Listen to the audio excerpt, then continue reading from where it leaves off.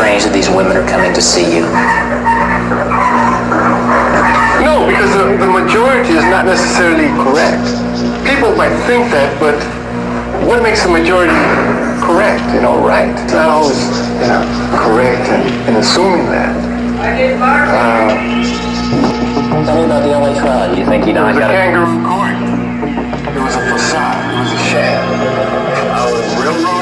Railroaded, you're saying. People are going to hear that and say, here's a guy that not only won't fess up, but he continues to feel sorry for himself. Raped, murdered elderly people in their beds.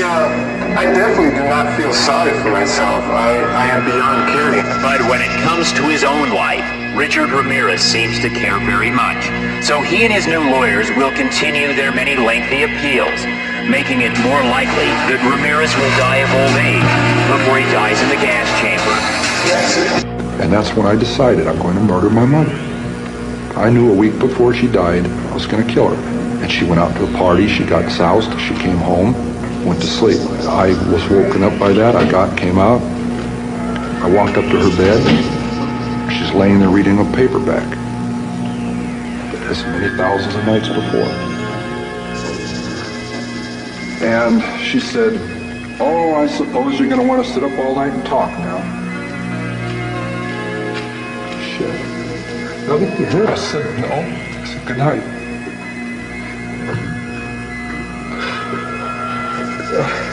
And I knew I was going to kill her.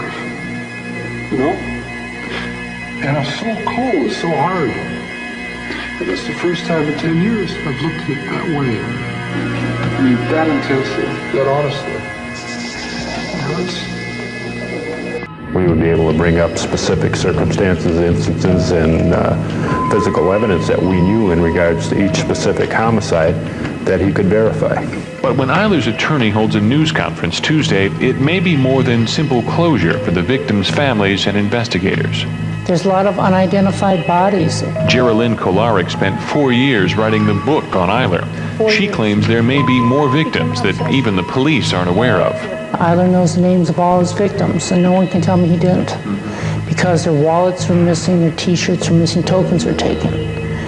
And I think that she's going to reveal the names of a lot of these victims and also tell exactly how they died. Kolaric believes Eyler's attorney may even reveal that Eyler wasn't working alone, that he may have had one or more accomplices who were never convicted. Steve Irvin, CLTV News. The clowning was relaxation for me. I enjoyed entertaining kids. Like some people are, they unwind in different ways, either by going out drinking or that. I could put on clown makeup and I was relaxed. We would visit different hospitals and entertain the children there. And we didn't entertain them with handcuffs or anything like that. All we used was balloon animals and small toys and stuff like that. But we also did parades. And in the summertime, like on 4th of July, I used to be in 4 parades in one day. I've always told people when I got into clown makeup, I regressed into childhood. It was fun being a clown because you could be yourself or just let yourself go and act a fool. You could be slapstick and funny and have a good time. That's why I always enjoyed clowning. Clowning has taken a bad name because of what they've used in my case. The victims of the so-called ice pick killer say they finally have justice. Danny Paul Bible, whose deadly crime spree began in Houston decades ago, was executed tonight. Our Grace White was one of a handful of reporters who witnessed it. Danny Bible made no final statement, but he did look at each of the faces of the victim's family. A mother, several sisters and brothers did come to watch him take his last breath. The 66-year-old is responsible for 4 murders. He's known as the Ice Pick Killer for the 1979 murder of a young mother named Inez Deaton in Houston. It was a cold case for nearly 20 years before it was solved. Bible is also responsible for 3 murders up near Dallas. 4 more bodies were found yesterday on a beach about 35 miles east of Galveston. Large plows were brought in to dig up a stretch of beach 1.5 miles long where sheriff's deputies had been told by 2 of the accused murderers in the case that other bodies could be found. The total number killed in the largest recorded sex perversion and murder case in U.S. history now stands at 27. Authorities believe they may have recovered all of the bodies. 17-year-old Elmer Wayne Henley, who has been charged along with another youth with murder, is being kept in isolation in a Houston jail because of reported threats on his life by prisoners. Henley has said publicly he shot and killed Dean Corol during a party for young boys at Corol's home. Corol is alleged to have done most of the killing, while Henley and 18-year-old David Brooks are charged with procuring young boys for him and committing some of the murders themselves. Today, the father of one of the dead boys showed up at police headquarters to ask David Brooks how his son died and if he suffered much pain. These drawings could help answer decades-old unsolved murders. Samuel Little, also known as Samuel McDowell, admitted to murdering 90 women across the country over the course of 30 years. One of his victims lived in Fort Myers. Wednesday, the FBI released 16 of McDowell's drawings of his victims. David Thomas, who says serial murderers remember killing their victims so they can fantasize about it later. You know, like a serial killer will take that and use that as something that he can replay. Thomas explains serial killers carefully choose their victims. There was something about those women that stuck out, which made it easy for him to recreate and easy for him to draw. And so those bits and pieces may be bits and pieces of different individuals that he has used to make a picture of what he believes to be that person to be. Investigators have confirmed 34 of McDowell's 90 killings. Samuel is currently being held in custody in Texas. I just don't understand how you find somebody guilty of doing something to a 15-day-old baby because there was no evidence whatsoever that proved anything about me putting my hands on my kids. I've never done it. I never would. I don't believe in it. I was beat as a child, and I don't agree with it at all. And I would never do it. I would never do this. That's all I got to say. I would never do it. I'm innocent. You claim you're innocent, so you tell me what sentence the man or woman that you claim did this should receive. If you ever find out who did them, they deserve to be under the jail. Okay, so they ought to get the maximum sentence. Most definitely. Okay, on the crime of malice murder, I sentence you to life in confinement without parole. On considering the death of another, I sentence you to 10 years in confinement consecutive or half count one. Do you understand each of your sentences? Yes, sir. We'll advise you that you have 30 days after the day to file a notice of appeal.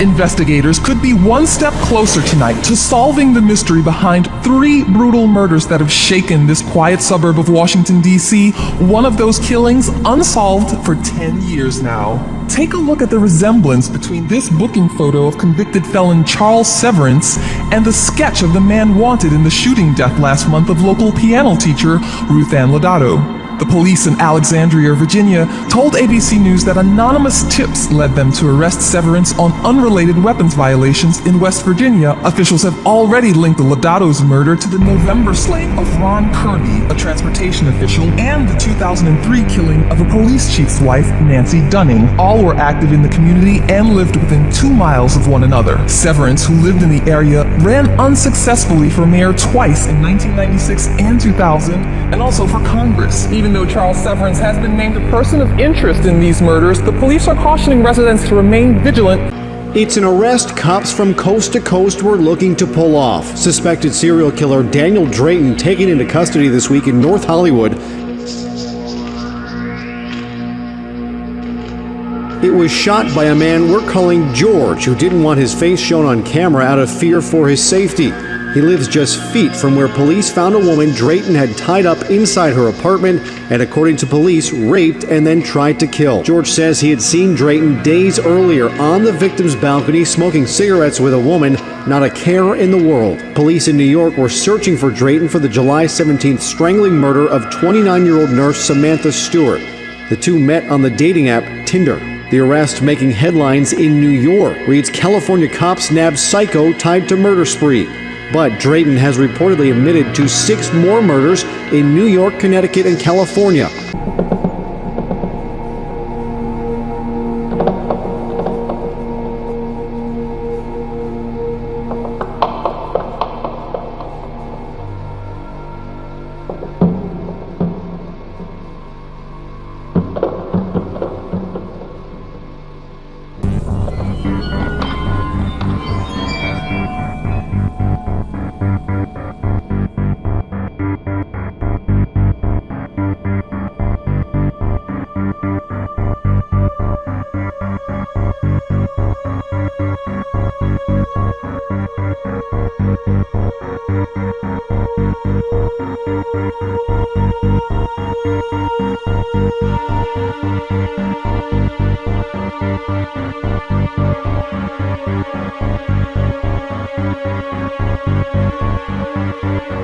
Wesley Brownman made his first court appearance just a little while ago. He was charged with the murders of Jonathan Rodriguez Hernandez, Juan Cruz, and Lawrence Lopez earlier. He's also suspected of 3 other killings, but he has not yet been charged. There will be additional charges beyond what happens today. That is pending further ballistic evidence and further reporting that still needs to be processed. This is just a case where the case kind of preceded the actual reporting that needs to be done in the other cases, in the other shootings that were done. And by the way, that's how they got him in the first place. It essentially was good old-fashioned detective work, matching those ballistics, combing through surveillance video, crowdsourcing with the public. But again, the DA is saying that there will be further charges. Some more detail from inside the courtroom. We have a reporter's station in there. The DA recommended penalty of life without parole. Single, unescorted women walk the streets, presumably unconcerned. They apparently don't know or don't care that Ted Bundy is a chief suspect in the murders of at least 18, possibly 30 young women in 4 states. Each of those women disappeared without a trace, frequently from well-traveled areas just like downtown Aspen. The only trace of many of those women was a pile of skulls. No other bones, just skulls, found on the side of a deserted mountain slope in Washington State. Sad save it. It's not hard to kill somebody. You can kill somebody pretty easy if you have the mind set for it. I guess it just opened up a monster, took a mind shit, and I just beat the hell out of him, stuffed his mouth full of dirt and left him. I don't know. I felt all right, you know. There's not really a way to describe it, you know. Just, I guess, relief. Last month, when Governor Ron DeSantis signed a death warrant for one of the Tampa Bay's most well-known serial killers. Bobby Joe Long, now 65, was convicted of killing 8 women in Hillsborough County and at least 2 other women in Pinellas and Pasco counties in the 80s. Long is due in court today at 9:15. Once again, he was in court yesterday as well. We were in there for that. We'll also be in court today, and we'll keep you up to date. Are you sorry? For the victim? Yes, yes. Anyone in particular? Especially the one that was the 11-year-old girl way back in 1967. And even doing that 5-year sentence, it wasn't. That wasn't enough. But it affected me. Just also because I not suffered, but I thought about it and condemned myself for many years. Because I can just imagine what her life might have been like. What was the little girl's name again? Riordan. Do you deserve to die? I can't answer that question. Hoping to avoid the death penalty, Bonin led police to a missing body and detailed 21 chilling murders on tape.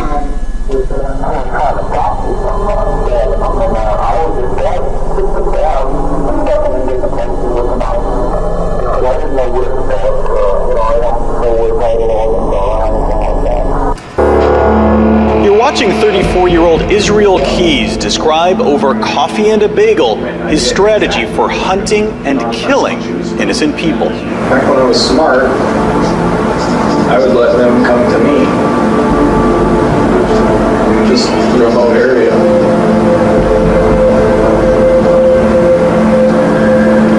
Come go to a remote area that's not anywhere near where you live, but that other people go to as well. There is no one who knows me, or who has ever known me, who knows anything about me, really. They so far have 8 confirmed murders and rapes, including a couple in Essex, Vermont, 4 others in Washington State, and 1 more on the East Coast with the body hidden in New York. And he told agents something they'd never heard before, that he left kill kits or caches buried in several states, filled with everything he'd need to commit a murder. Otis Elwood Toole was an American drifter and serial killer who was convicted of 6 counts of murder. Like his companion Henry Lee Lucas, Toole made confessions he later recanted, which resulted in murder convictions. He died in his cell from cirrhosis at age 49. Police attributed the murder of Adam Walsh to Toole on the basis of recanted statements. Lucas had backed Toole's confession to the Walsh murder, claiming he had been in possession of the victim's severed head. I said, you're going to have to learn this lesson. And I just held her by the shoulder and I popped her in the head twice. And, she moved her head the wrong way and I snapped her nose. And she fell down and I just walked away. She said I struck her about 20 times, but she was unconscious before she hit the ground. Well, the fact that she got me put in prison, she knows that the bullshit she pulled, the only way to keep from sending her front teeth flying out her asshole is to have me behind this glass. Because she's a bitch. And she deserved to have the shit knocked out of her, but what the hell. 3 highly energetic, fun little girls just having a great time. Oh, how did Faith and Liberty die? They say they died of gunshot wounds. So there's nothing about that you remember? Not particularly, no. Do you have a number in your head that you think? Did you ever sit back and think about it? It's fair to say I couldn't count that high. They start to get you. I would say it was well over 80. You think that many? Well over. My whole thing was not to make a pattern, which I never did. I never did try to kill them the exact same way or to, leave a signature. I wasn't a serial killer. If you tell me you think you killed over 80, that fits the definition pretty well. No, it doesn't. I never went out to kill. That's why I didn't say I'm not really like a standard serial killer. I didn't even go joint for some morning. And that's the truth. Never had no joy. It was very hard. So what was the thrill? It was more rape? Control? Time? No. It was the game. It was being able to get away with it. The first one was the hardest one, and it's just to learn. I fought all over with them close together like this, and then I wrapped my legs around them so they wouldn't twist. These are all the things you've learned over time. Over the time of the guilt, yes. One of them one time turned around and I was choking her until she died. I learned a lesson in that one, never to kill from the front. I just didn't like looking in the face of her and the pain they were having in their face. The 16-year-old girl she's looking in your face. It's not the way you want it. No, it was the way she was looking at me and begging for life. I wanted the back of their head because I couldn't see their face. Little by little, he revealed the specifics of certain crimes. One especially horrifying murder happened just a week or so into his killing spree. Horrifying because even though he had his 7-year-old son Matthew with him, and even though it was the middle of the afternoon, Ridgway picked up 19-year-old Giselle Lavorne and drove to a deserted place where they could have sex outdoor. Matthew, was sitting back in the truck. I don't know what he was doing. I told Matthew I'd be back in a couple minutes. I could go for a walk. Had her move around so I could get behind her. In doing so, I needed to have her raise her head up so I could wrap my arm around and kill her. I told, oh no, there's my son getting out of the car or something like that. And so she raised her head up, and that's when I put my arm around her, my right arm, and started choking her. Bishop reveals how over a 4-year period, he has killed not 1, but 5 boys. Bishop hits the boy over the head with a hammer, then drowns him in the bathtub. The Salt Lake County Attorney's Office charges Bishop with 5 counts of murder, 5 counts of aggravated kidnapping, and 1 count of sexual assault. Bishop is found guilty on all 11 counts, including 5 counts of first-degree murder. I'm glad you got me, because I couldn't stop. I would go do it again if I had the chance. As I get around little kids and I start shaking, I get nervous. It's just not right. On March 27, 1984, Bishop is given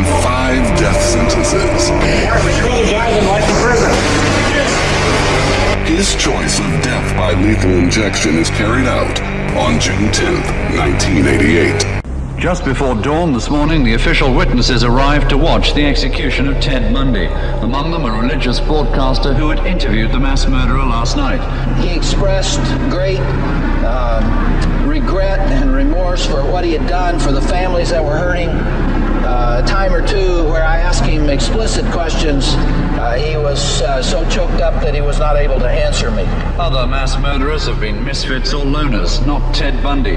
He was charming, handsome, and sociable, active in politics. When first arrested over 10 years ago, he laughed off the charges, expressing his faith in the system of justice. Well, I'm sure it works, and you've got to have faith it'll work, or else you'll be reduced to some kind of, mumbling idiot. To the very end, Bundy was trying to bargain for his life, confessing to yet more killings, offering more information if only his execution would be delayed. But the governor of Florida said no, the people had waited long enough. Bundy must die. A man beating his 5-year-old autistic son to death with a baseball bat. Matthew Ponomarenko called 911 in March of 2021, and he confessed. He said he did it.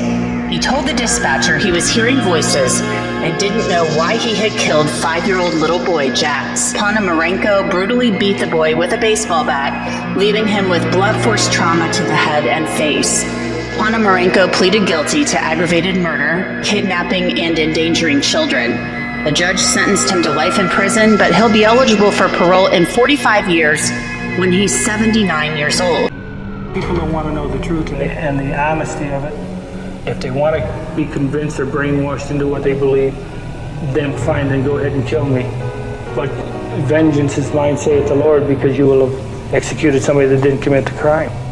When they paint the image that I was this monster who picked up like these altar boys along the street and swatted them like flies, I said, this is ludicrous. I've taken 3.5 hours of truth serum. And under sodium amytal, the maximum amount that I could have, it shows that I have no knowledge of the crime whatsoever. Never have had. Loving and caring.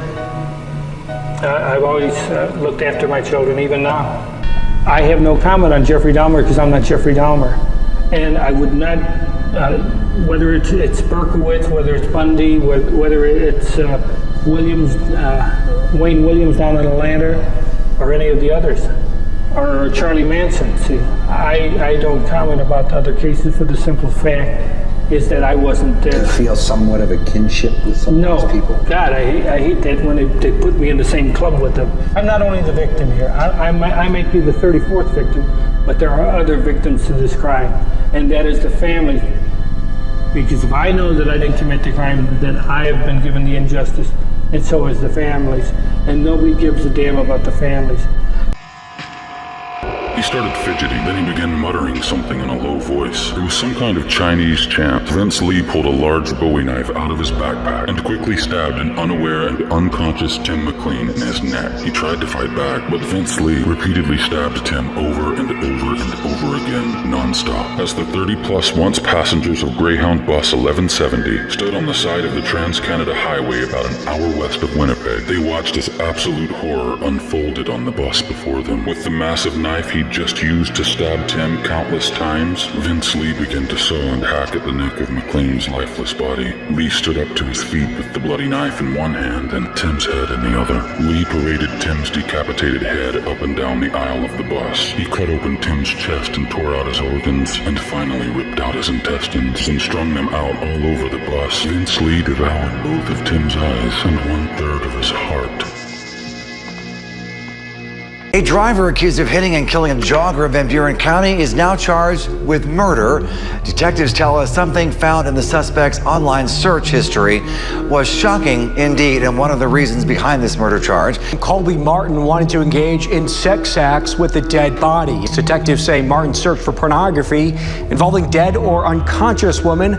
Immediately after, a 64-year-old was reported missing in Van Buren County. Melody Rohrer was out for a walk when she was hit by Martin's car. Rohrer's body was found in a wooded area in St. Joseph County the next day. There's probable cause to believe that the defendant intentionally struck the victim with a vehicle, took her body, engaged in sexual acts with the body. A woman who attacked her husband with a kitchen knife, stabbing him 17 times. Anna Marie Jaitani faced the family of her husband after she was sentenced. I will not forgive you for murdering Tony, my son. I curse you for what you have done. What Jaitani had done, according to her statement to police, was stab her husband, 29-year-old Tony Jehani, to death. According to the police report, he was stabbed 17 times, 3 times as emergency responders arrived at the couple's northwest Bexar County home. The court will go ahead and assess your punishment of 25 years in the Texas Department of Correction. Will order a fine of $10,000. Jaitani must serve 1/2 of that 25-year sentence day for day before parole is even a consideration. Detroit police encountered a naked man outside of the MGM Grand Casino. They say he was yelling that he killed his girlfriend with his bare hand. Now it was sentencing day as he faces up to 30 years behind bars. Tia was attacked by her boyfriend, Dan Michalak. Michalak was arrested and pleaded no contest. The judge sentenced him to 17 to 30 years in jail. The defense attorney spoke, blaming drugs for what the judge called a heinous act. He claims to have murdered at least 22 other guys from Alaska to North Carolina over a 6-year period. She said, when I hit 22, I stopped counting. Last year we found out that she and her husband, Elite Barbour, had decided to kill someone together. Soon after that, Troy Ferrara responded to her Craigslist ad to have sex for $100. When they met, Miranda apparently lied about being a minor, and when the guy wanted to have sex anyway, they killed him. As for her other victims, she said, I would lure these people in. I studied them. I learned them and even became their friend. I did this to people who did bad things and didn't deserve to be here anymore. And as for those who doubt she could have killed so many, she said, looks can be deceiving. By no means is this a way to glorify it or get attention. Prosecutors are seeking the death penalty for the couple who are to undergo psychiatric evaluations. According to the report, Miranda was sexually abused by a relative at the age of 4, joined a satanic cult when she was only 13, and introduced to murder shortly after that. The investigation is of course ongoing. The FBI is now involved, and Miranda basically says she's just ready to lay it all out there because she can never get out of jail. I know I wanted to talk about all this because I know I had a 20-year window where I would possibly get out of jail, and I don't want that to happen. If I were to be released, I would do this again. Edward Gein had lived most of his life in a farmhouse. Mother Gein died after a series of strokes. Ed sealed off her bedroom and the parlor as a weird shrine, cheap pictures of Jesus on one wall and a mask of human skin on another. The sheriff drove out to the Gein farm, finding the shed unlocked. Hanging from the rafters, upside down, was the headless body of Beatrice Warden, slit open like a butchered animal. On the stove was a fresh human heart and a pot. The tops of skulls were hollowed out, used for drinking bowls like the ancient Viking. Human organs were kept in the icebox. Furniture had been reupholstered with human skin. In a box were Ed Gein's collection of female sex organs cut from the corpses he had dug up. There were 9 face masks peeled from the heads of the dead, vests and leggings sewn together from the skin of cadavers. There were a total of 15 bodies. Gein quietly went into custody. He died of old age in 1984. Just before serial killer Ted Bundy was executed yesterday morning, he talked about the path that led him from law school to Florida's electric chair. Christine Negroni reports. In the hours before he died, condemned killer Ted Bundy told psychologist and broadcaster James Dobson that pornography played a role in his life of violence. Those of us who have been so much influenced by violence in the media, in particular pornographic violence, are not some kind of inherent monsters. We are your sons and we are your husbands.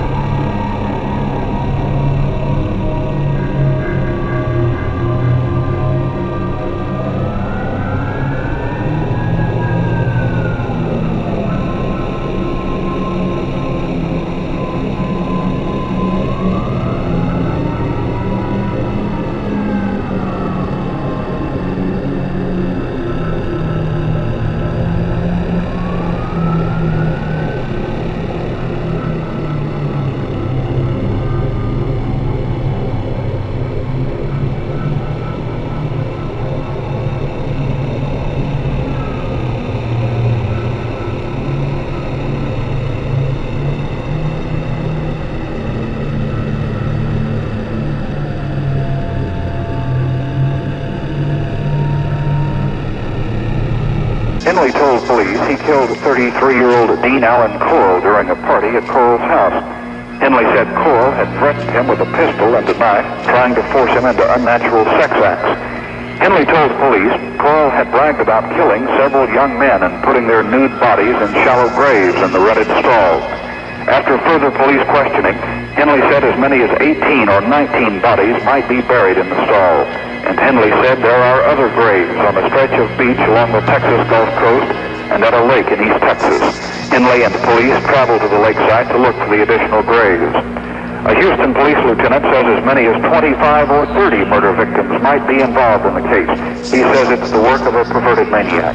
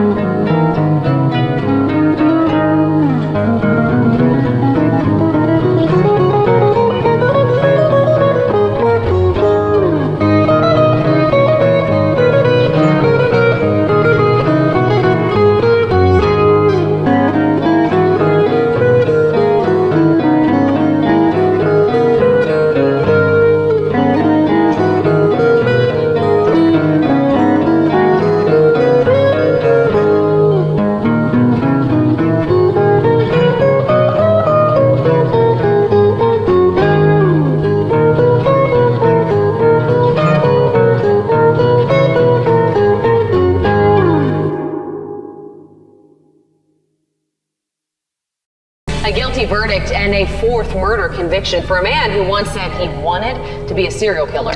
46-year-old Leo Boatman, he was convicted by a jury in the deadly stabbing of a fellow inmate at Florida State Prison in Bradford County. Well, Boatman's accomplice in that crime was William Wells, who earned the nickname the Monster of Mayport after murdering 5 people in his Mayport home in 2003. Wells was sentenced to death last May. Boatman's sentence will be decided by a judge, not the jury that convicted him. That's at his lawyer's request. Boatman was previously convicted of killing 2 college students on a campus trip back in 2006. Now, he was convicted of killing a different cellmate back in 2010. This is the first time he has faced the death penalty. And again, the sentence for 7 years. Baudet is also required to pay more than $2,100 in restitution. Now, some of you may be wondering about the sentence length, and there's a couple of factors that go into that. Again, Haloa Baudet was tried as a juvenile. Even though prosecutors did try to push to try him as an adult, he did go forward as a juvenile. He then went on to plead guilty to murdering Lisa Thorberg. Baudet stabbed the 68-year-old woman twice in the neck on a hiking trail in Carlsbad back in 2020. He was 17 at the time. Now, there was quite a bit of evidence in the case pointing to Baudet early on. It was alleged that his DNA was found on Thorberg's shorts, and several surveillance photos showed him in the area just after the woman was stabbed. Now, he was also caught on camera returning to the same trail days later. Now, on top of that 7-year sentence, he was also ordered to pay more than $2,100 in restitution. Now, we did try to speak with the defense attorney, but they declined to comment. Patrick LeKay feared his daughter Sabrina was throwing her life away. The 20-year-old had confessed to taking cocaine, and police were investigating allegations she crashed her car while intoxicated. How I did everything for her. I tried to do everything for her. How can I do this? Can I go and behave like that and throw everything away? But in a fit of rage, he denied her the opportunity to make amends, stabbing her 8 times as they sat in her car. The 49-year-old drove around for over an hour with self-inflicted injuries as police desperately tried to find him. LeKay was sentenced to life imprisonment with a non-parole period of 20 years for murdering Sabrina in the Western Adelaide suburb of Kidman Park. Romina LeKay watched on as her husband was jailed for killing her only daughter. 31-year-old Camilla Gamet, the woman convicted of killing her boyfriend Marcel Hill in March. Gamet claimed it was self-defense and showed no remorse today. At trial, the way I was portrayed, mostly everything was lies. There was a little bit of truth, but mostly I was convicted off of lies. A first-degree murder conviction by law meant Gamet, who stabbed Hill 11 times, would get life behind bars. Still, while family members spoke, she would only roll her eyes and laugh. But Jackson County Circuit Court Judge John McBain would have none of it. And you're gonna shut your mouth or I'm gonna have some duct tape put on it. No duct tape would be found. A jury convicted Gamet for stabbing and beating Hill to death. Her lawyer argued she killed an unknown attacker in a dark room and started whacking an intruder after she woke up to glass being smashed on her head. The judge wasn't buying that and called it the worst cold-blooded murder he's ever seen. The prosecutor argued Gamet's actions were premeditated and deliberate. Well, a man gets a life sentence for murdering a mom of 4 right in front of her children. It was back in 2019. The body of Selena Escalera Pacheco was found inside an Oklahoma City apartment. She'd been stabbed more than 70 times. At the time, Gabriel Aguilar was named a suspect, and police say they found his wallet with his ID near Selena's body. He was arrested days later for first-degree murder. According to new court records this week, Aguilar entered a blind plea of guilty. The judge sentenced him to life without the possibility of parole. Jeremy Harris pleaded guilty to committing the 4 murders. In one case, he shot and killed an SMU student in downtown Dallas. In another, he killed a man and burned down his home in Collin County. Yeah, this was a series of mostly random shootings that obviously freaked so many people out. We're talking about a guy who was just driving around, shooting and killing random people. Now he will spend the rest of his life behind bars in prison, no possibility of parole. But of course, that does not undo the trauma left behind to the family members of these victims. Has the search been fruitful? Great question, and the answer is yes.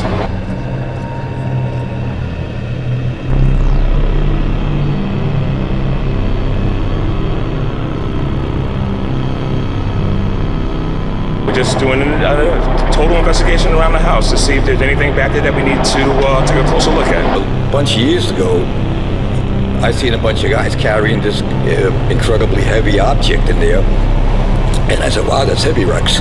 And he told me it was an iron door for the basement. I want to know what happened, you know what I mean? Is there dead bodies in this guy's backyard? Is this where, I have no idea, you know? It's amazing how something like that can go on for so long and nobody really having any clue. We'll keep the task force together, we'll keep it intact, and we'll see if there's any other victims over on Ocean Parkway or anywhere else throughout Long Island. America has been frightened and fascinated by serial killers for decades. Dramas and documentaries about serial killers are binge-watching hits. Ted Bundy, Son of Sam, Jeffrey Dahmer, they're names that will live in infamy. Once hundreds of serial killers were thought to be active in the United States, but today, many researchers believe there are just a handful. It is much more difficult to hide if you are a serial killer today than in the 1960s and 1970s. I think there's a couple of different reasons that really come into play here. One is the lack of available victims. So I grew up in the 70s when it really was true that your parents would say, come home before it gets dark. It was very common in the 70s and early 80s for people to hitchhike, and we know how vulnerable people are when they get in somebody else's car. Brian Koberger, the defendant in the murders of 4 University of Idaho students, was arrested in 7 weeks using advanced DNA and tracking technology. I remember wanting to die.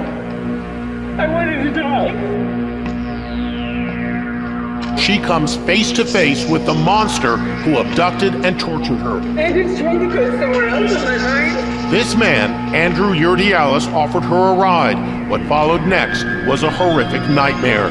He drove her to a remote desert location where he tied her with rope and her bra. He started strangling me so hard